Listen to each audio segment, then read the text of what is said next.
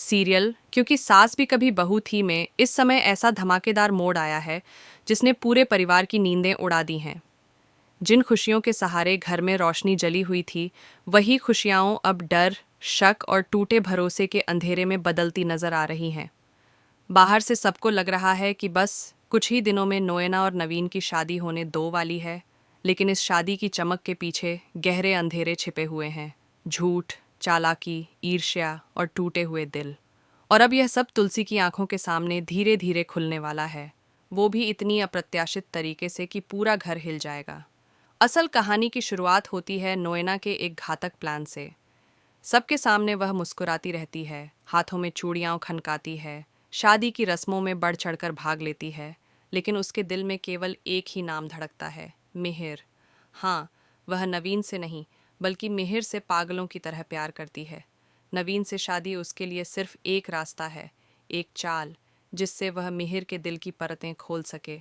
इधर तुलसी को भी धीरे धीरे एहसास होने लगा है कि इस शादी में कुछ तो ऐसा है जो बेहद गलत है। कभी नोएना की अजीब मुस्कान, कभी मिहिर की डिस्टर्ब होती आंखें, कभी नवीन की ओवर फ्रेंडली हरकतें।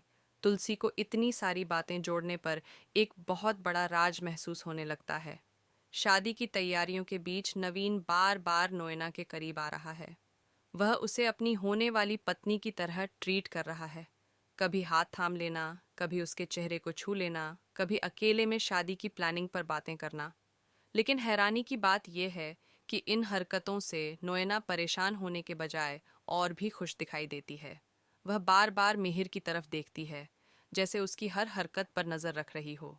उसके चेहरे पर एक शातिर सी मुस्कान खिलती है, जैसे वो चाहती हो कि मिहिर टूटे, जलता रहे और आखिरकार अपना दिल खोल दे। मिहिर भी अंदर से बेचैन होने लगता है। हर बार जब वह नवीन को नोएना के करीब देखता है, उसका दिल सिमट जाता है। लेकिन वह खुद को संभालते हुए नोएना से साफ कह देता है, हम सिर्फ दोस्त हैं, मैं तुम्हें उस नज़र से नहीं देखता।